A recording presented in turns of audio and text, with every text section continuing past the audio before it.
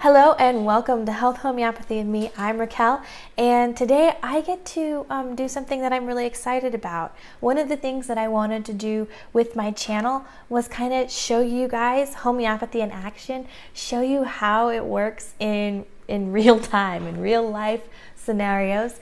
And I had the opportunity to use some homeopathy on my little guy this week.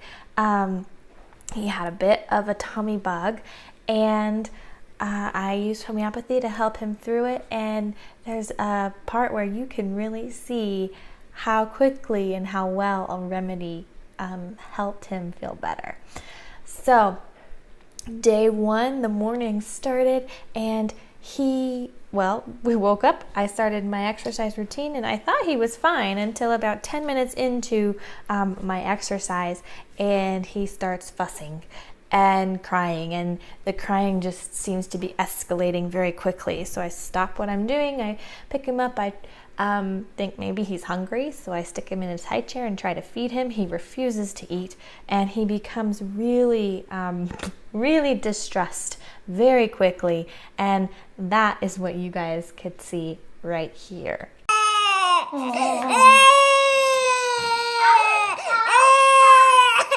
So you can see he is one very unhappy little guy. As soon as I turned the camera off, I picked him up and I tried all the usual methods of soothing him, but nothing was working, and he was clearly distressed. I was holding him, and he was still crying very intensely, squirming so much that it was really hard for me to hold him and not drop him because he just kept squirming around in my arms. And the first remedy I tried was chamomilla, just because of the intensity of his cries, and it might have given him some relief for a couple of minutes, but I didn't really think it was the right remedy. I just thought, well, it's intense symptoms, and this is an intense remedy, and it was already made up because I'd used it for really with great success for his teething a week before, but it was not the remedy he needed. And so I'm sitting there holding him, and I kind of actually went more based on intuition than being able to look something up and match symptoms in my book, because my arms were full of squirming baby. There was no way I was going to be able to look something up. So I decided to go with Lycopodium because I knew that it had symptoms of gastrointestinal distress, of constipation, and with gas issues, and I had felt like he was trying to poop or trying to toot, and he couldn't, and he kept squirming around like he was really uncomfortable and trying to, like maybe there was a gas bubble in his tummy, but it wouldn't burp. This whole time I had to sit very upright and hold him very upright. I could not lean back and relax in my chair, or he would even become more distressed. So I gave him Lycopodium, and 5 minutes later, he was asleep. He wasn't terribly calmly asleep. He was still very sad, but he let me lay him down in my arms, and instead of having to be upright. And I'll let you see it in the clip. I went into the bedroom and was bouncing him on the ball, and he fell asleep. And you can still hear the jagged breathing and, kind of the distress, but he was sleeping. It was certainly better than the screaming, and he seemed to be a little bit more comfortable because he could now lay down instead of having to be upright. So that's what this is here.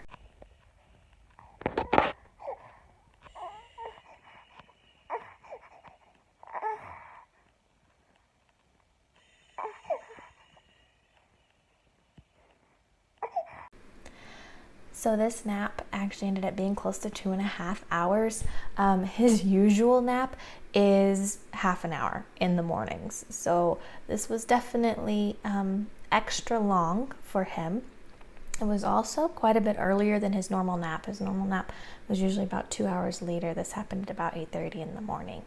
And when he woke up, he wasn't his usual self. He's a pretty energetic little guy most of the time, but he was smiling again, and he was trying to play with his sister, and look at the camera, and that's what you see here. What is I going Do you feel better? You were awfully uncomfortable for a long time, huh?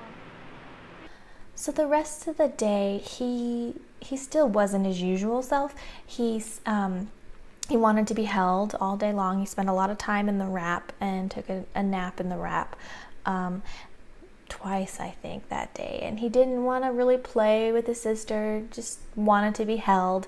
But he didn't seem anywhere near as uncomfortable as he was. So I would just kind of let things ride and held him because he needed it. And cuddles are great for healing too. And at about 5:30, in the evening now, he finally had a bowel movement, and it was bright green. And now I know that's kind of gross and probably a little bit more information than you wanted, but symptoms like these, the colors of things and consistencies and how they are actually really important in homeopathy and really important for matching the remedy, which is why I include the details here. So I didn't give him any more of a remedy. He didn't seem terribly uncomfortable, just tired. And in the afternoon, he started spiking a little bit of a fever. And by bedtime, it was around 102, a little bit higher. So we did the classic skin to skin. I sat with him in bed all night. He was on my chest. And he actually slept pretty well. He was a little bit restless, but not too terrible. He didn't wake up extra times or anything, and I actually got a better sleep than I thought I would with a sick baby. That next morning, day 2, he woke up and he seemed more like his normal self. He wanted to play, he wanted to interact, he still wanted to be close to me. I couldn't just set him down and walk away. He wanted to be with me. He was still a little slower than his usual self, but not much. I doubt a stranger would have noticed. I noticed because I know how rambunctious he normally is. And then he still didn't want to eat breakfast, but at lunchtime he seemed hungry. So I sat him down in his chair and fed him apple. And minutes after eating the apple, he began the crying and the screaming and the distress again. So I immediately tried the Lycopodium, but it didn't seem to do anything at all. I tried chamomilla because, again, the intensity of it, and it was there, and it actually seemed to help for about 5 to 10 minutes. But I still didn't feel like it was right. And then his screams weren't quite so intense, and he became more whimpery and whiny. And so that made me start thinking Pulsatilla, because the baby that's clingy and is whining and whimpering and just so pathetic, that's a Pulsatilla state. And then I began thinking over the little symptoms that I kind of noticed throughout the day. It's really good to take note of those little symptoms, even if you don't have quite enough to match a remedy on in the beginning, or you're not sure that you need another remedy. It's a really good idea to pay attention and notice things throughout the day, so that way later you can kind of put them together to see your remedy picture. And so some of the things I noticed was his nose was runny, and sometimes it was like egg white, really profuse mucus. Sometimes there was green, really sticky mucus in there too. And then at other points in the day, it was totally dry with no mucus whatsoever. Just kind of odd to have that start and stop thing. And then I noticed that his tongue had a white coating, which is really odd for him. In all of his almost 10 months of life, his tongue has always been a normal red color. He's never had any white discoloration or coating on it. So that's another thing I took note of. Of course, he had that green poo the first day, and he continued. He actually had several bouts of diarrhea on day 2 that was also green and yellow.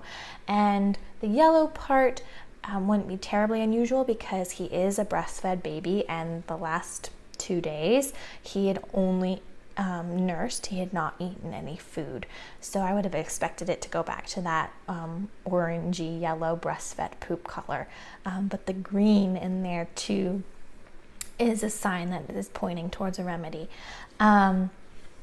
And then, let me see, I wrote down some things. Oh, he was dry during his fever. He wasn't particularly sweaty, even though his fever had gotten up pretty high, and he was skin to skin. Usually that makes you more sweaty. And then, let me see, what else? Oh, and then he was worse after the fruit. And you put all of those things together with the clinging and the wanting to be held and the now really sad whimpering, that is very clearly Pulsatilla, and I was kind of kicking myself for not realizing it sooner. But here he is in his really pathetic and sad state. Recording. This is the little dude. He's not feeling well today.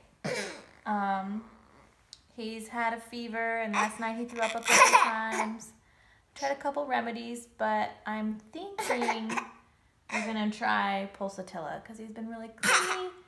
He has some green and yellow snot and green and yellow diarrhea, and he wants to be held all the time, which is a big clue in for that. And he's just not his usual self.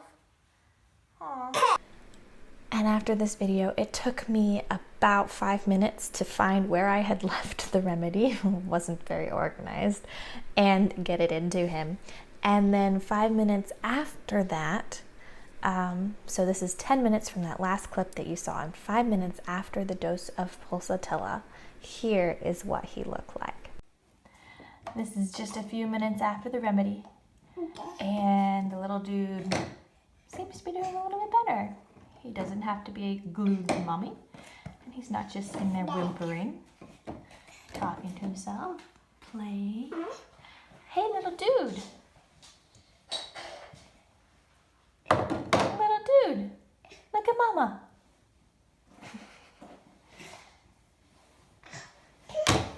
Oh, banging.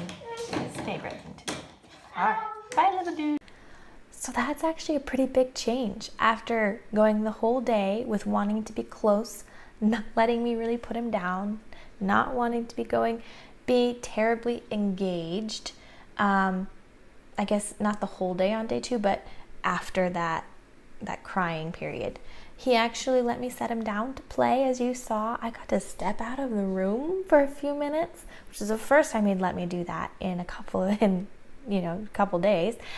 And then I came back when he started getting fussy again. That was about 10 minutes later, and I gave him another dose, and he was ready for bed, and he went to bed quite a bit early, and he slept the whole night through. Now, that night, his fever actually spiked. It spiked to 103, a little over. I think it was 103.2. And the cool thing is he slept peacefully through it. He wasn't restless. He didn't wake up any extra. He nursed his usual 2 times, but it was calm. It was peaceful. There was no distress. I woke up several times through the night to check his fever, make sure he was okay, but he wasn't disturbed at all. His body was able to use the fever to fight the illness and not to cause him too much discomfort at the same time, which is really what we want. We want the body to be able to finish those processes. We just don't want to be terribly uncomfortable ourselves. And the morning of the 3rd day, he woke up and he was back to his normal self. He was happy and crawling around and wanting to play, and he went off and played in the playroom and allowed me to kind of step out and do the things that I needed to do, all back to our normal pattern. His fever had broken in the morning as well, so he did not have a fever. He did have a few more bouts of diarrhea, but again, better out than in, remember, from the direction of cure. And it didn't seem to make him very uncomfortable or have a big problem about it. And then by day 4, he was back to normal. No diarrhea at all. So there you have it, our Pulsatilla success story. It really helped him be so much more comfortable and calm and get better so quickly. There have actually been quite a few cases of this gastrointestinal illness going through our group of friends, and no one else in my family got it. But compared to our friends who got it, he actually had a very quick recovery time. And I'm convinced that the Pulsatilla did help him do it a little bit faster than he would have on his own. So I hope you all enjoyed that. Not enjoyed seeing him sick, but enjoyed seeing the changes. And we're able to draw encouragement from that in your own journey and taking charge of your family's health and being able to support your family through illnesses. If you like this video, be sure to click the subscribe button. And if you've already clicked the subscribe button, be sure to click that alert button so that you won't miss a thing. And I want to hear from you. If you have any success stories or anything you want to share with me about how you've used homeopathy to help your kiddos through illness, I would love to hear about it. And if you have any comments or questions or suggestions for future videos, let me know in the comments down below. I hope you have a wonderful day, and I will see you again soon.